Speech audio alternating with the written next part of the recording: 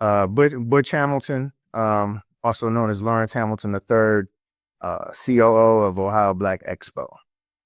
And I'm Sherri Hamilton. I'm president and CEO of the Ohio Black Expo. Diversified game. Learn how to start, run, and sustain your business. Go. 5, 4, 3, 2, 1. Hey, it's Kellen, and today on Diversified Game, you guys are going to get some game. You see me wearing the shirt. If you check me out on social media, you know we had such a good time with the African Diaspora News team, Phil, Vicky, Miss Demetra, and even my other grand fam, her sister. We just cut up, and of course her daughter was there, and we just had a great time. And these are the leaders of the Ohio Black Expo. I got the president, Sherri, and Butch, who is the COO, I believe. But I mean, they have taken this over since 2022. This place was beautiful, incident free, and we're going to get into it. And Butch was telling me something off air, talking about Grambling. He said he went to Grambling. So, you know, we got to take a Grambling GSU. I thought you knew moment. Butch, man, please continue that story. Well, hey, let me. I didn't go to Grambling. I went to Central State University, which is in Ohio, and we actually played you guys, man. And when we played you guys, we took a caravan of buses, you know, down to Grambling. It was many of the students' first time ever going down, you know, that way.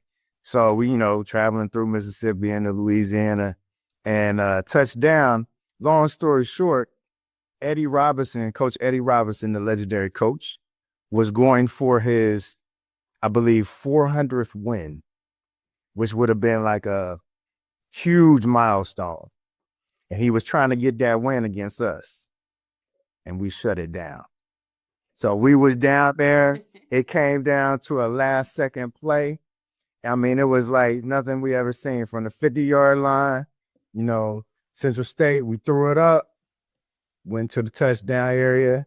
It was nuts, man. We stormed the field and everything. Final score, 16-15. I think this was in 1994 or 1995. I can't remember, but it was, yeah. HBC, shout out to me. We had a good time down there. It's all love, all love. I wasn't expecting that. And I hope my AI does not need that. I hope they didn't mess that up or anything, you know, because my AI, she didn't try to tell us so she baby. Ohio comes strong. Yeah, it does. Well, you know, it comes strong, and you guys, you know, taking this over, I believe it was in 2022. Can you talk? I want to get into that. Then we might even get into the Black Love, but they got a great Black Love story, y'all. And I want you guys just to Google it. Let me know. This is the queen. Yeah. Let me just say this. If you are a teacher out there, hey, if you haven't found love, don't think it hasn't found you yet. It might take a minute. But let's get into first the expo. Because this is such a big event. And they had everybody from Dave Chappelle to Dr. Umar, Common. Everybody was there. The FOI, you got the regular police, private security. Can you let the people know who say, you know what, one day I'd love to put an event like that together? How much planning, how many months in advance do you have to plan to put this together? So the first thing I'll say is historically, our founder, Rhonda D. Robinson, started the Ohio Black Expo after successfully launching the Columbus Black Expo. She was inspired to do that as after she graduated from Ohio State as a young woman in her 20s. There was a Columbus Black Convention here. So, you know, most people hear about the Indiana Black Convention that took place in the 70s and got a lot of national attention. There was a Columbus Black Convention here in the late 70s. And she was asked to bring vendors to that Columbus Black Convention by the organizers. She did a phenomenal job. Within 3 weeks, she had 80 vendors at this Columbus Black Convention, and it went really well on both sides. Customers were happy, businesses were happy, and she said, this needs to continue. And she has a deep history from Lincoln Heights. We may have time to talk about Lincoln Heights and what transpired there this year and what's going on there now. But her father used to run a festival there. So she created the Columbus Black Expo, put it in a hub of the Black community here called Mount Vernon Plaza. And that went really well for about 8 years, but it grew for blocks and blocks and blocks, and people were coming from all over the nation. And then, I mean, she started getting a lot of people coming in from different parts of the state, and she transferred the name to Ohio Black Expo. And so And followed as a nonprofit. That was in 1988. Yeah, by the time the early 90s came around, she was hitting about 30,000 people. So it was a huge event. Primarily it was indoor at that time. Well, it started out as Columbus Black Expo. Ohio Black Expo moved indoors because it was so big. But we were doing community events. Probably starting around 2010, 2011. We started just holding forums, showing movies, documentaries, trying to just share some information to the community related to health, related to, economics, all that type of stuff. And the founder, Miss Robinson, would show up to our events, and apparently she was impressed, and she pulled us to the side one day and said, "Hey, you guys are gonna be the ones that take over the Ohio Black Expo." So what we didn't say is, in the mid '90s, it stopped. The Ohio Black Expo stopped. So there was a gap all the way from the mid '90s all the way into what? Till we brought it back. Till we brought it back in. We actually brought it back in 2020. And had full intention of having it outdoors and everything. But, COVID hit. So COVID knocked us down, and we ended up doing it online for 2 years, 2020 and 2021. And then we came out in 2022 with what you saw. So 2022, 23, 24, boom, we're going to keep moving. So it was not an easy decision to take this over, because we knew what it was going to take. We knew the effort that it was going to take to not only revive this organization and the events, but we were both committed. We both are committed, and it's necessary, because if we weren't both in it 110%, it would be problematic. But so I mean, we definitely put in that work, and we had the same vision, same mindset. Yeah, but as far as like you talk about the planning, man, it's year round. It's year round. It really doesn't stop. We've taken a little breather, but right now we about to get right back into it. Start planning now. Yeah. You've tried it your way, but you're still in debt. Or maybe you're doing okay, but want to invest smarter, grow faster. MillionaireX.ai gives you real step-by-step strategies to ditch debt or stack wealth. Stop dreaming and start planning. Visit MillionaireX.ai today. I want you to be the next millionaire next door. Wow. Now, where do you start? You start with is the venue a go, where the city, the counties, all that, they know this is where we're going to be, so we don't have to bid on that? Do you have to, deal with your lighting? Like, what's the first step in creating something so big? Yeah, we have Memorial Day weekend locked in. At this point in time, so the venue you saw, Genoa Park, right downtown Columbus, prime spot.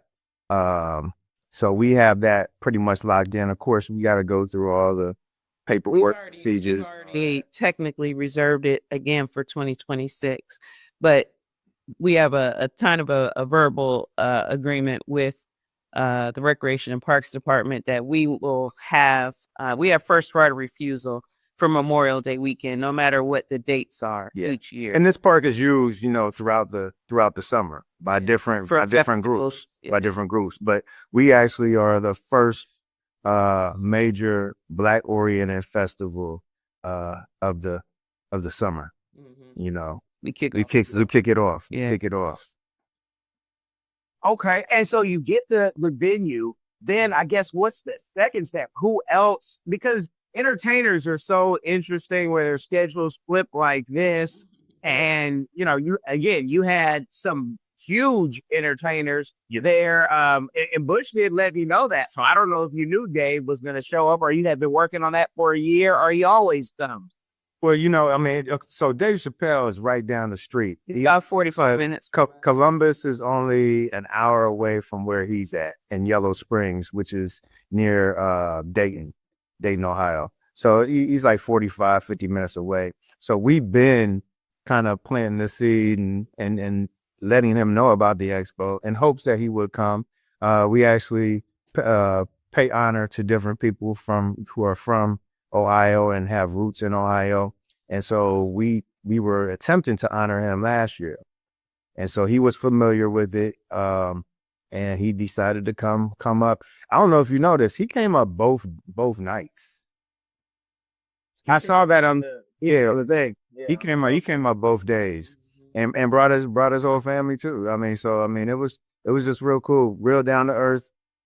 And that's what we're about. We're about just bringing our people together from different groups. Like you said, we had Dr. Umar, we had you guys, we had Dave Chappelle, just different people coming together under one banner. Yeah. I like to use the word, we gotta be on code as a people. We can have our differences and perspectives, whatnot, but when it comes down to it, we need to be united on our common goals. Our common goals are just to have a great quality of life. I mean, we just want, we are peaceful people by nature. Not when you mess with us or ours, but in general, we are peaceful people, and we love being able to help dispel the myth that we are violent by nature, because it's not true. You see that we brought thousands and thousands of people together, no issues. And at the same time, we ain't got to prove nothing to nobody. That's kind of but as far as the planning though, like you said, you got to get electric, you got to get water. I mean, you got to get the tents, the dumpsters, it's a lot. The porta potties, the list goes on. Wherever we can, we definitely utilize black vendors. So like the dumpsters, for all the trash, that was a black vendor we had for that. Mm-hmm. The sound crew at the empowerment stage, that was a husband-wife team called Bloom Audio.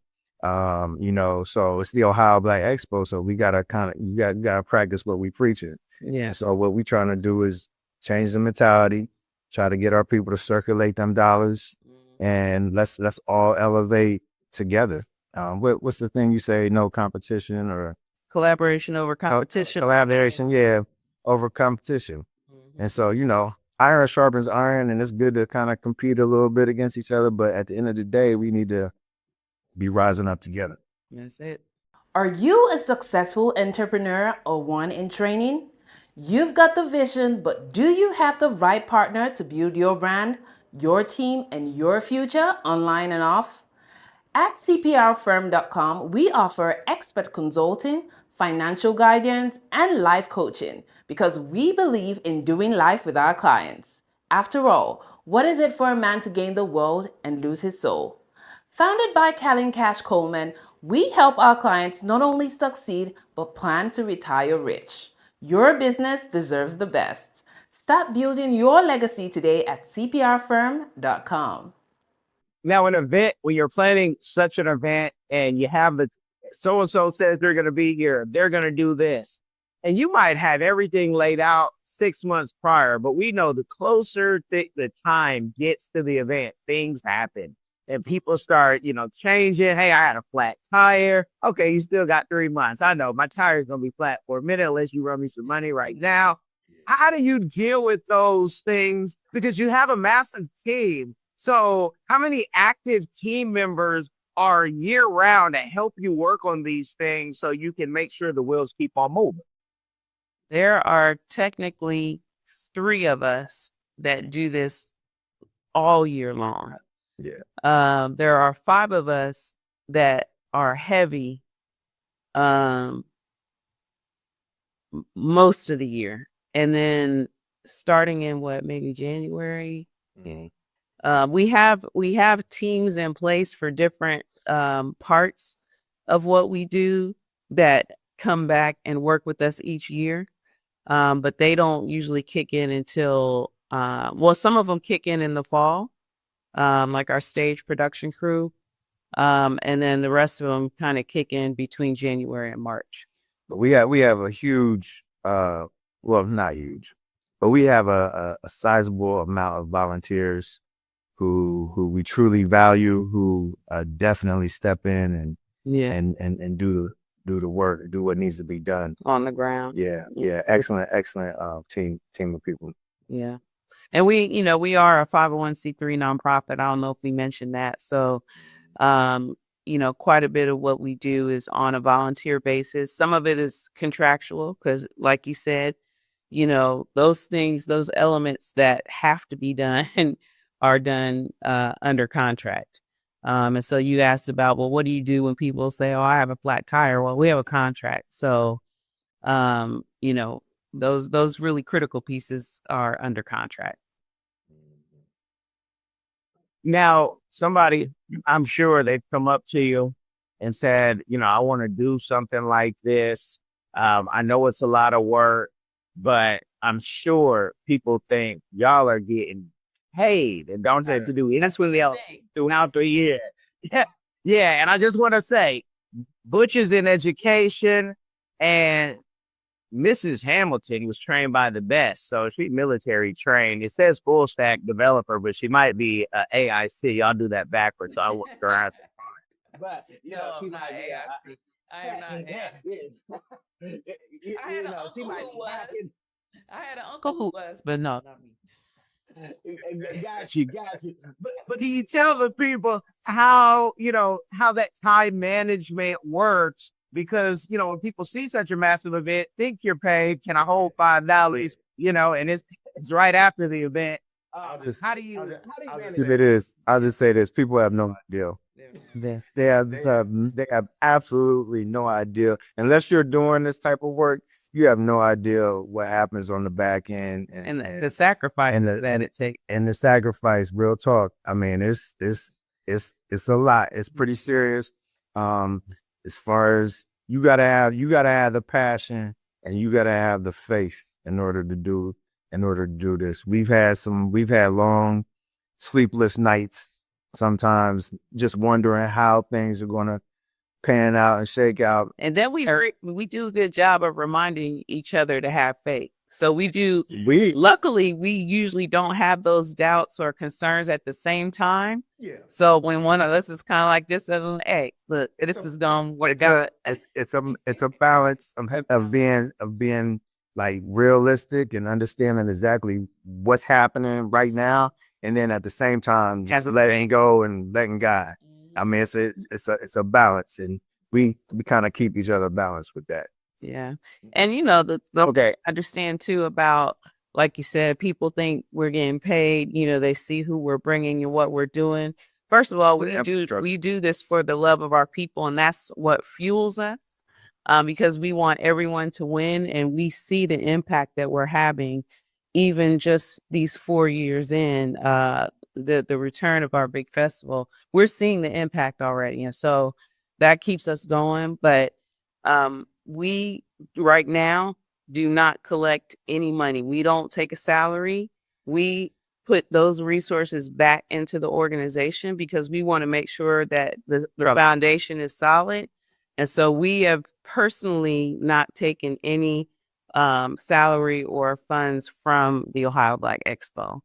And some people might say, well, that's crazy. Well, I mean, unless you're going to give us a donation, go to OhioBlackExpo.com, and give us a better strategy. I mean, this is what we got to do for now to build that foundation. And this is it's temporary though. Yeah, it's temporary. Well, and I know people probably go on Google and try to see how much the state or the city is giving you for this and say, hey, there's plenty of money if it was me, but it's not you. And you guys are just enjoy, because this is not just the festival that we see. It's picking up the talent, which they have great transportation. Everybody was on point. Everybody was happy. everybody was, just professional, willing to do extra. Because I was trying to get on the other side of town. People who know when I get out, my kids know, man, where he going? No, he's about to go run I'm gonna go run the streets. We're about to be in Mexico in a couple, and they know I'm gonna be in Mexico. Like, hey, he not. I mean, that's how you get all in. You can really, feel the pulse of everything by getting out. But yeah, we were super happy to have you guys, man. Yeah, and want to have you guys back too. African Diaspora News Channel, like Vicky and Dimitri and Phil and you yourself, and just excellent people. And that's what it's about. Bringing. We are very intentional about who we bring to the expo. Very intentional. We're not bringing anybody with that baggage or unnecessary drama. We bring in people who are fully invested in helping our community. And, just that's it. It's part of the reason why people say when they come, the energy is so amazing and it feels like a family reunion. It's great and it's peaceful and it's fun and it's, empowering. It's because of the intention that we put into what energy is going to be in there. So even I've had people say, I got up that day in a bad mood, but I already had my tickets. So I was coming anyway, at least to get some food. And then they get in the gates and they're like, man, this is great. They feel great. And I'm like, I stayed all night. So we're just happy that we're able to create that because that was our vision from the beginning. We want a space where Black people can come and be as Black as they want to be and just relax and not have any cares, leave that whatever you dealing with outside the gate and just come have a good time and re-energize yourself and leave feeling good. And best believe the event is not just about entertainment. I mean, that's not even the primary focus. The entertainment is the entertainment is the draw to kind of, bring people in. The food is the draw because everybody likes good food. And our food was, how'd you like the food, Kevin? How'd you like the food? The food was good. There were plenty of options. So it's like when people say, yeah, it was plenty of good options. I didn't have any bad options. We had like 30 food trucks. We had over 100 vendors, and these are, all Black-owned enterprises. And it's about bringing people in, supporting these businesses, empowering these businesses, so these businesses can take it to a whole nother level and turn around and employ our people. Because we know that Black businesses primarily employ Black people. Yeah. So every business, let's clarify, every business, it's just human nature, hires mostly their own. Yeah. And there's nothing wrong with that. And there's no so, we have to, it's up to us to build up our businesses. And the way that we do that is starting in this way. We're introducing people to these businesses, and our vendors report that they get year-round customers from being at our event. They get exposure that they otherwise would not have gotten it. So, again, this is our big flagship event of the year, but we are a 501c3 nonprofit, and we operate programs and initiatives throughout the year. One of those is a directory app called HOOHOO. And so, we encourage business. Black Business Directory. Yeah, Black Business Directory. You can get a free listing on there. But it's our goal to circulate dollars, like Butch said. We know that 85% of Black businesses go out of business within the first 12 to 18 months. And that's not just because Black business owners don't know how to operate a business. You go in, you're passionate, you have a good product or service, but you don't have access to capital that others have, either because we go into banks and don't get the same treatment. Right. The SBA loans, I think the latest stats I saw, 1.2% of Black businesses get SBA loans. Yep. So it's up to us to circulate those dollars. We have to empower ourselves. And so one of the things we always say, Kellen, we have no allies. We have to help ourselves. And we know the stat, Maggie Anderson, I don't know if you're familiar with her, but her and her husband, they did a study, years ago but found basically, to simplify it, that Black people spend 97% of their money with people who don't look like them. So if you flip it, that means we're only spending 3% of our money with Black. is going back to our businesses. And when you just stop, just pause and think about that, that's insane. No other group has that low of a percentage in supporting their own businesses.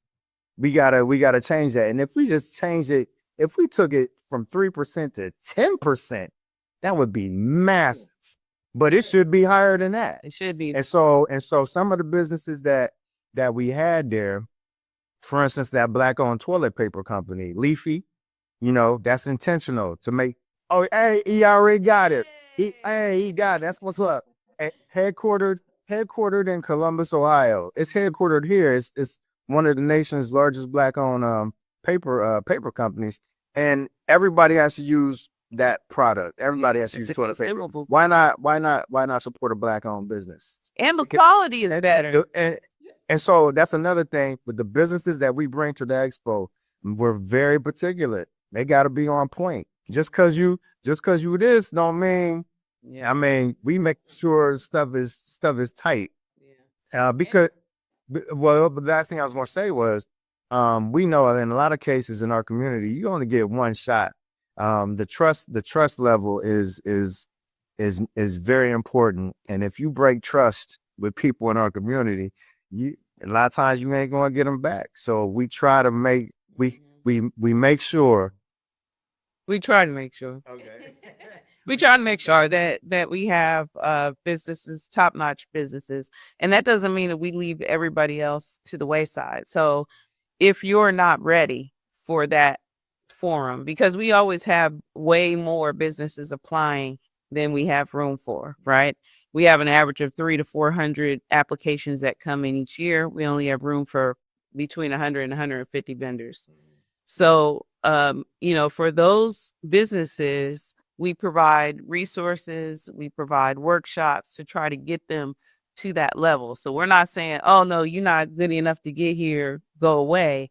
We're just saying you're not ready yet, but let's work together to get you there. Yeah. And so we're very intentional about that because generational wealth is important, right? And one of the main ways we build generational wealth is through economic development, economic empowerment with our businesses. I love it. And this is a Leafy commercial break just because when I met these two young guys and they were talking about, the toilet paper, and in my house, my audience knows, I don't think I'm telling all my business, but after coming from Japan, I changed all my toilets to Japanese toilets. So Japanese toilets and whites run my bathrooms, but I said, let me just get some of this for those who still do like toilet paper. I'm like a baby, but this is good toilet paper. And this is, I'm going to be holding on to this. This will always probably be in my house because the people seem to like it. I live with a whole bunch of ladies. So my daughters, my wife, my sister-in-law, they all have enjoyed. Yeah. The thing is, it's bamboo based, and there are no harmful chemicals in it, like your typical, toilet paper. So the quality is good. It doesn't break apart, and it's healthy. And it dispels the myth that we don't have or we're not producing anything of high quality. It's just another example. So the water, I'm pretty sure you met the brother from Drip Alkaline. He has a water company. It's the official water provider for the Ohio Black Expo, Black-owned. He gets it from a spring or aquifer down in Alabama and then brings it up and is shipping it, nationwide. So we have a lot of stuff. We just gotta make sure people are aware and support so those businesses can continue to grow. Absolutely. No, definitely. And Leafy also, it was quick shipping, just so people, want to know, quick shipping. They also are looking, if you guys, for my VCs out there, my real vultures, they are taking investment. Reach out to them. If you have any issues, guys know you can DM me. Yeah. You guys also had a great sizzle from the Black, brewery there. Yeah. We had him on the show. Yeah. What I he's saw doing. that. Yeah. Yeah. Okay. Yeah, Sizzle he's doing his thing here in Columbus, first black owned brewery. And yeah, we so it's another thing when you go to festivals. I'm talking about black oriented festivals. You will normally see, the Budweisers and the so-called mainstream, Best stuff. so-called mainstream beers or whatever. And we was like, nah, man. Beginning, we're like, there's gotta be, we gotta find some, and We then want black on wine. We want black on beer. We want black on cider. We want black on water. yeah, And we got it all. And it's right here in our community. yeah. And it's high quality. But there are So- producers nationwide, so we encourage everybody, wherever your audience is, to seek out black businesses wherever you are. And for everything that you need, you probably have it. You just may not have identified. So we just encourage everybody. I don't know if you tasted the cider. It's called Dope Cider. Sister out of Youngstown. She's the first. She's the first Like black the only female. black female, cider producer. Yeah. Yeah. And the Nathan. She has a nice, it's called Dope Cider House, or what's it yeah, called? she got an actual. She has an actual restaurant. Yeah. Shout out to Youngstown. But yeah, we have people from all over Ohio represented. Dayton, Cincinnati, Cleveland. Cleveland always comes strong. Yeah, I'm from Toledo, Akron. And that's what makes Ohio kind of interesting. You do have a lot of nice sized cities, spread throughout. But we also had our folks come down from Chicago and Detroit. And I mean, overall, we've had almost every year over 30, 40 states represented. So people are coming from all around the nation. Yeah. And then we also have people coming from overseas. And I'm pretty sure you guys met the brothers and sisters from Ghana. Yes. From Ghana, Prince Anthony came from Ghana. He's from Accra. We're always trying to build that connection with our brothers and sisters in the Caribbean and in the motherland. So Yeah. Well, since you mentioned Africa, and we can talk Africa, and you can, in your reply, talk about any other community give backs, because this whole thing is a give back when you're not taking a salary. You're much better than I. But I might be the Black Gordon Greco, they say. I don't know. But Africa.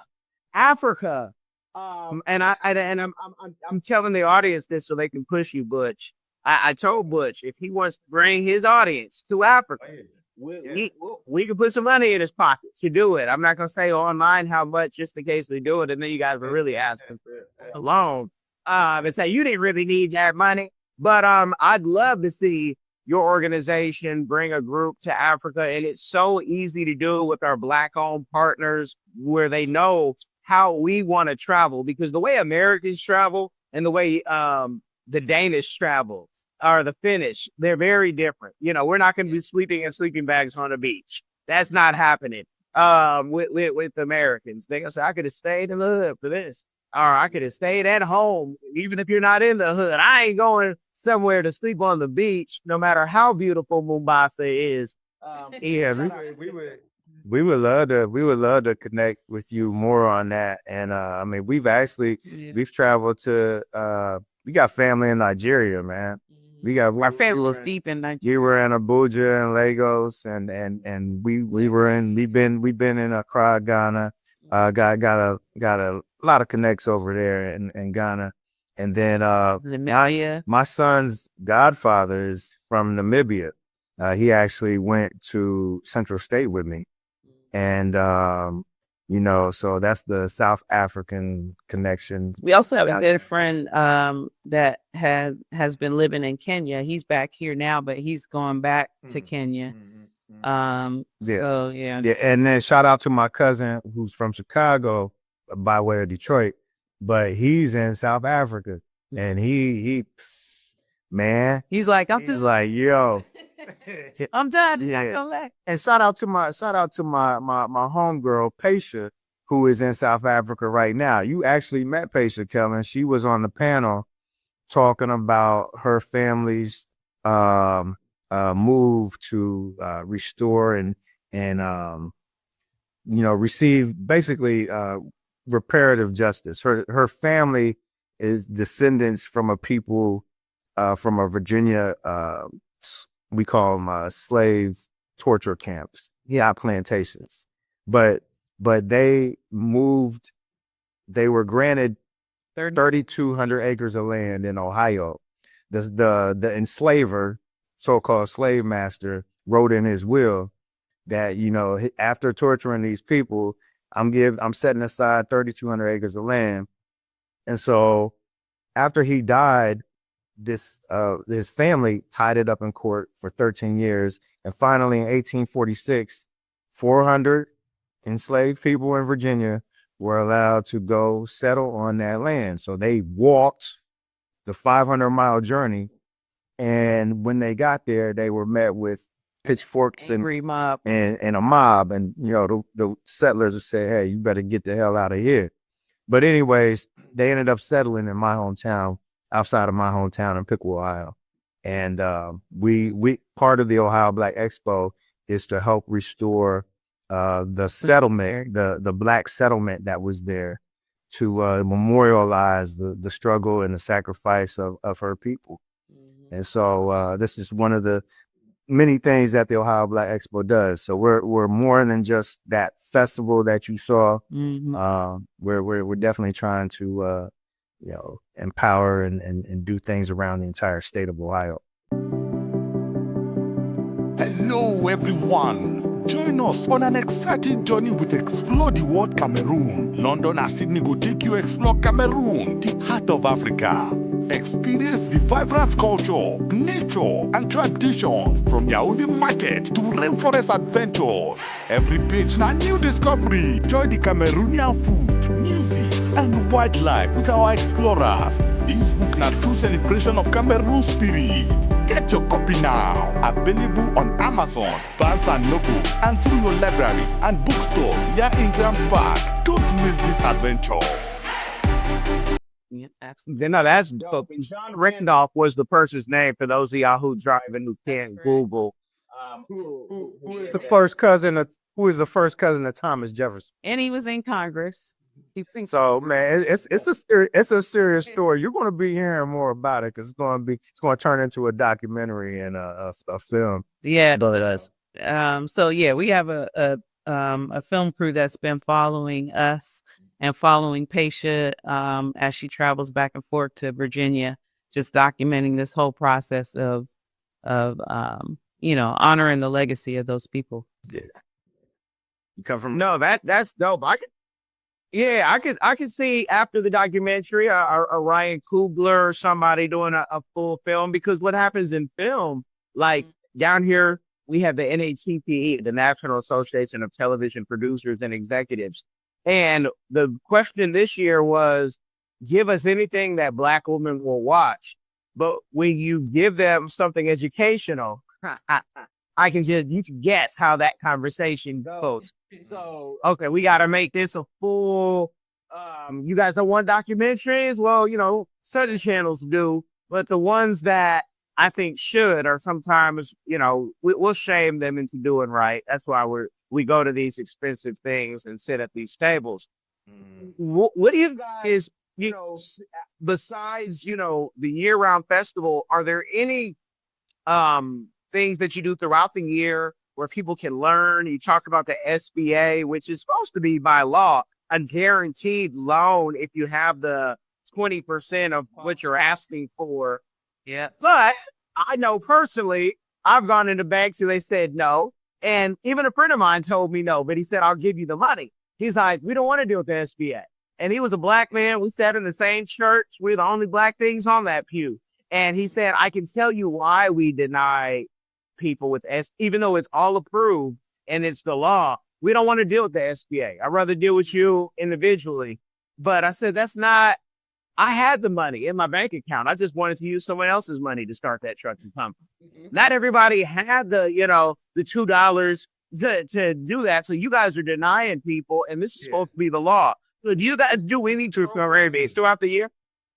Yeah. And so we work locally to put together. Historically, we've done workshops during Expo weekend, right? But a lot of especially our vendors were like, we can't even take advantage of that because we were doing it on a Thursday and we're trying to get ready for the festival on Saturday. So what about us? So we are in the process of putting all of that content online and just connecting people with resources that are here in Ohio. So you may hear a presentation by people with the state, the county, the city, banks, other programs that, that help, that have startup programs and things like that, connecting people with those programs and sharing resources and information that can help them get the capital that they need or get the resources they need to grow and scale their businesses. So utilizing technology by putting a lot of this information online is very important to us, and it's efficient. It's an efficient way to do things. Not only are we trying to put business related information out there, but cultural information. Our kids, like you said, I'm an educator. So, and my father is a former Black history teacher. My mother was an art teacher. My mother was an educator. Our mom was a longtime educator. So it's in our blood. We have to take control. Again, we have to take control of the education of our kids in our community. And so one of the things that we are in the process of working on is an online curriculum. Developing an online curriculum where our kids can access short little snippets, lessons, information that they will not get in school. Yeah. We can't, it's ridiculous for us to continue to believe that the people who have historically been oppressing us for centuries are going to actually give us information that's going to empower us. They're not going to do that. Yeah. So why are we expecting them to do that? So we have to create our own platforms, man. And the curriculum, the platform, everything that's there will not just be things that we want to say. Everything will have, a source, the sources cited. So people know that was a real nature, maybe factual information. Factual. Yeah. And from the past leading up to, current events.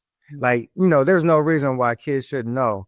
I was asking my son the other day, I said, is your generation aware of Ibrahim Traore in Burkina Faso? Do they know what these countries are doing? Burkina Faso and Mali and Niger. A lot of our people have no clue because we're listening to those so-called mainstream channels of information, the CNNs, the MSNBC. And they don't want to talk about it. Yeah, but we gotta go outside of that, man. Of course, they could watch African Diaspora News Channel. They could go there. You go to they should, and they should, And you were talking about finance, and it lets me know I got to add something to our latest platform, MillionaireX.ai, which you guys can sign up for free. But we have to put all the venture capital companies that deal with us and that are run by us, because I'm a small member of one here in Florida, and we only do tech plays, but nobody cares what color you are, because venture capital bets on 20 to hit on one. It's like, wealthy man's gambling. And like I say, I'm a very, very small member. But there is money available. You guys have to be ready, and you have to know some people. You just don't get to walk in and say, I need money. You got to have friends in this industry, because yes, white counterparts can put it on a napkin. I've seen it in Seattle where we have to have a whole pitch deck, but you know what? That makes us better and why we thrive. Talking about thriving in education with AI. I've been using AI for 8 years. I wrote my oldest book, my oldest daughter's children's book with AI, crossword puzzle book, 8 years ago. leasing my friend's software. What do you think? Both of y'all are heavy into education. I homeschool my kids. I think they're going to go to a black private school this next semester because they revolted with pitchforks. I cannot believe the OPN. I was outvoted. And I'm like, well, y'all don't want to travel? Oh, no, they'll let us travel as much as we want. We can take, okay, no worries. But where do you think the future, and we are in the future now, where is AI in the future of education? Because my kids have had their own teacher from a teacher in Africa. Few teachers in Africa. It didn't cost that much, people. Where are we going with that? What do you think we should be looking out for? Any warning signs? So my biggest, I do have almost 40 years of tech. I'm telling my age now. But what concerns me about AI, first of all, when I saw The Matrix years ago, I already knew, because I also was in the military, as you stated. I spent 6 years in the military. What we use in the military eventually becomes for public use, right? Most things anyway. So when you tie all those things together, what you see in the Matrix can happen. It can definitely happen. And so what my concern right now with AI is that there are no guardrails. I'm not afraid of AI. I'm not afraid of that tech. I think it's phenomenal. We use it every day. But, my concern is over the lack of guardrails with AI. And so you had another example with the film called AI years ago. I don't remember how long ago that came out, but I think it's been at least 15, 20 years since that came out. So that's my concern, is the lack of guardrails. Now, as it relates to the use of AI in education, we all remember when I was in school, I couldn't use a calculator to take a math test, but they can now, right? You still can learn how to perform those functions and those formulas and everything that you do with the aid of technology. You just are able to do more. So again, It's not necessarily a bad thing. It's not necessarily a bad thing. Yeah, but we have to, in education, I'll let him speak on the education tip, but have to learn how to, again, put those guardrails in place, allow students to use it, allow students to learn it. They have to be competitive now. So if they're going into the business world, they have to understand AI. They have to know how to use it. I mean, and we have to do the programming. We need to be the ones programming this Creating stuff. that. If our historical oppressors are doing all of the programming, then it's not going to be beneficial to us. Yeah. I mean, if just like how we see right now in the classrooms, one of our battles, one of my longtime battles is getting more Black teachers, in the classrooms. Mm-hmm. I mean, just because you're Black doesn't mean you're automatically going to be a good teacher. But generally speaking, we know that a Black teacher has a dramatically better impact and results on the overall education for Black students. And everyone needs to see themselves in teachers. So if you're white, you need to be able to see white teachers. If you're Asian, you need to be able to see Asian teachers. We just automatically connect with our own more. Yeah. So you've got to be able to at least see yourself at some point during the day. In Ohio, less than 1% of teachers are Black males. Less than 1%. And it's about less than 4% are Black females. So our kids here in Ohio are not seeing themselves throughout the nation. And it's a problem throughout the nation. Of course, we focus mostly on Ohio, but yeah. But no, we have to be in control. With the AI piece, just to, we got to be, behind the scenes and programming and all that. And I think it's great. You gave the example of creating a book, but through AI. We got to do more of that so we can tell our own stories from our perspective. Don't worry, we're gonna have so many people with books if we don't already. Once Brother Polite comes out, he's gonna have another 90 books for us ready to go, and he's gonna show everybody online in his course. It's gonna be crazy. I'm being funny, y'all, but you gotta make humor out of certain situations. But how much of it of the lack of Black teachers is because of the pay? The fact that we can pay LeBron so much, no disrespect, LeBron. I know I'm talking Ohio folks out here, but we pay ball players way too much while we have teachers and nurses and people who save our life.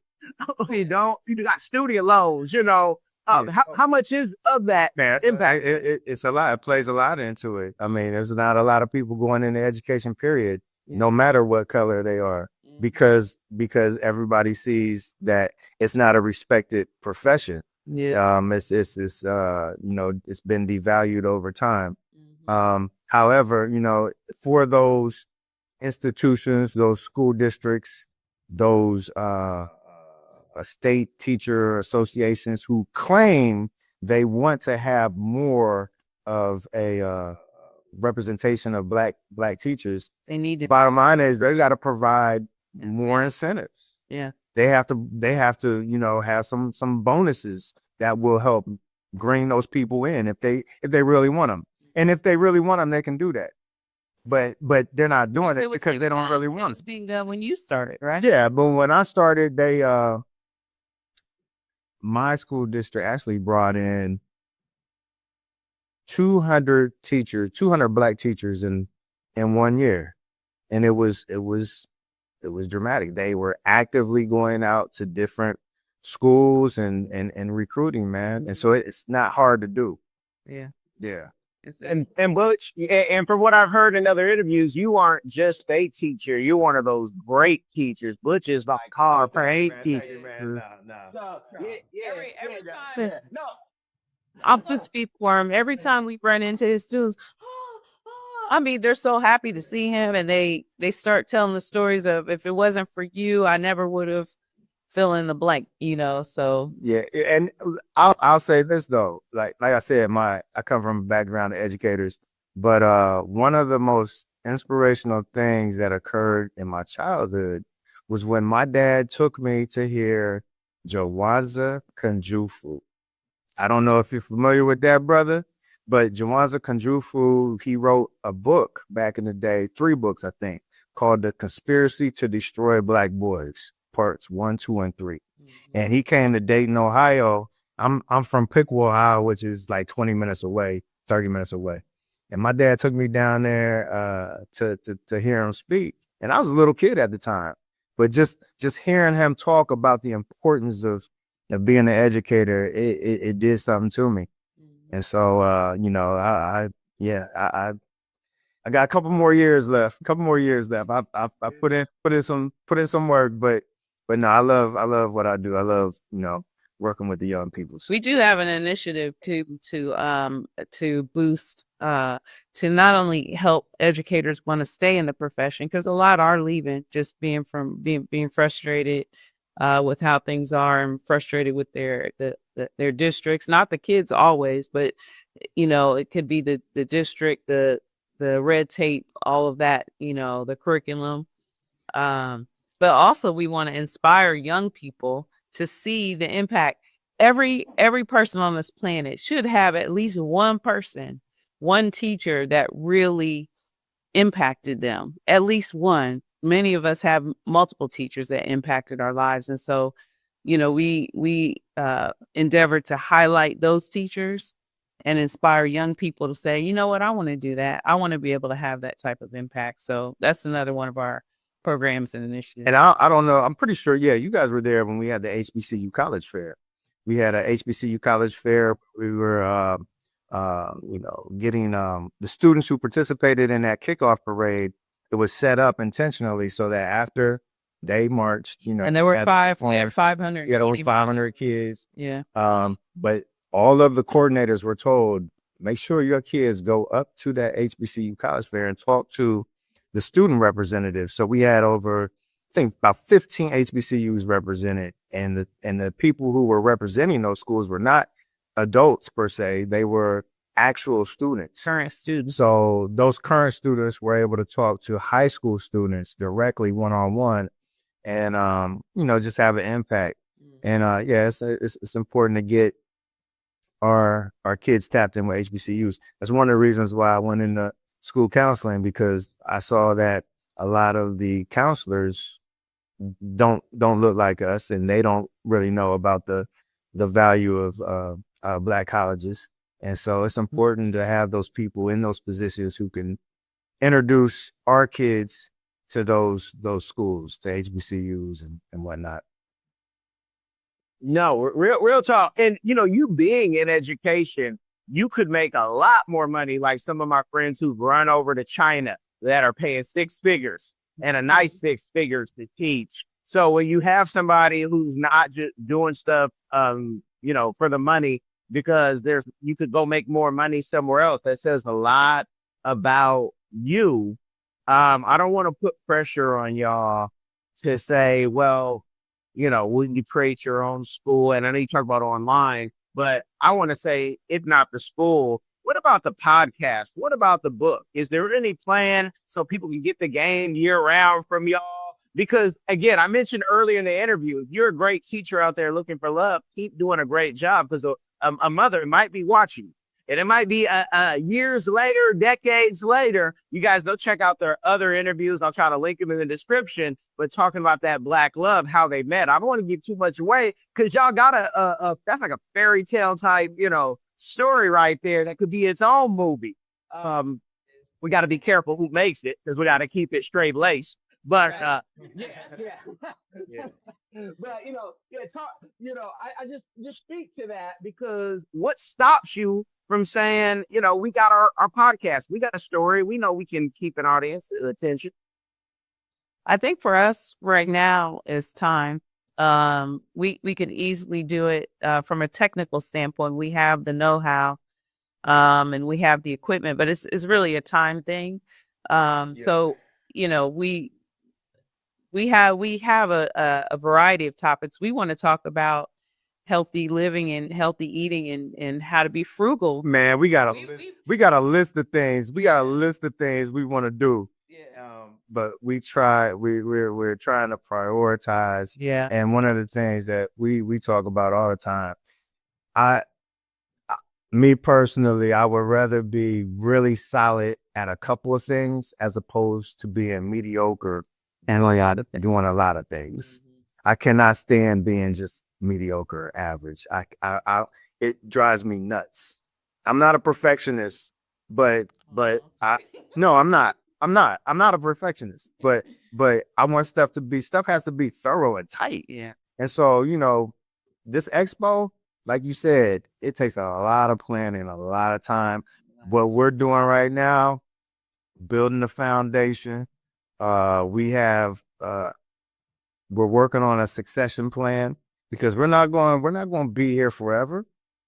And one of the problems with our community is that there are no we lack solid succession plans. Yeah. So a person will build up a strong business, and then after that person is gone, or organization, and after that person is gone, it's done. And so we have our sons and our daughter, they are involved in the business. And then we have some other people who we feel that, can carry this on. So we're working on getting that succession plan in order, because we want to be over in Africa with you, man. We want to be in Africa with you.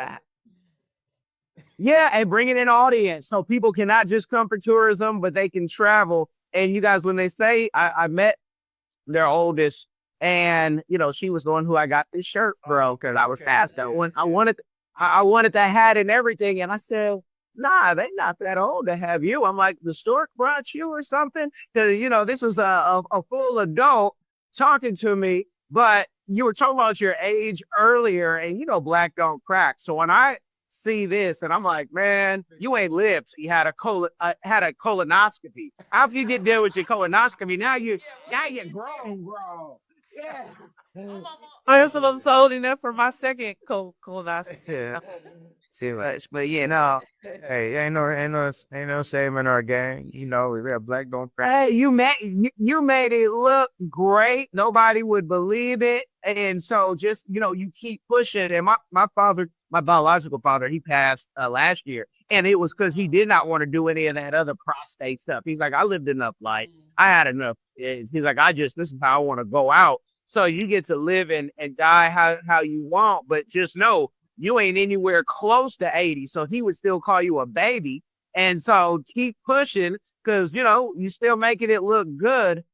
not to put more on you, but let the people know where to find you. Cause I'm gonna push for not a podcast. Hey, ChatGPT could make you a book today, right? But to have that game plan, because it's cultural for Black people not to want to talk about death. Even in Africa, when you talk about, hey, let's get insurance. Insurance, when I die, that's your problem, I've heard from the elders. And I'm like, that's not. Other cultures use the retirement, the insurance as a celebration so you can leave millions for your children's children. So let the people know where to find you, because, y'all would make it so good in Ohio, having the business owners. We don't mind helping. Just holler if you ever need that. But you guys have enough. You are enough. But where can they find you? I'm not going to take all your time today because I want to leave something for your podcast. Yeah, no, we appreciate your support. And I'll just say this, from the time that we initially met, man, you seem like a cousin, man. Like, just a brother. You make things easy. But OhioBlackExpo.com is the source to go to. And then from there, there's a button where you can subscribe, and then social media, we're at Black Excellence on all platforms. Black Excellence, BLACKEXPO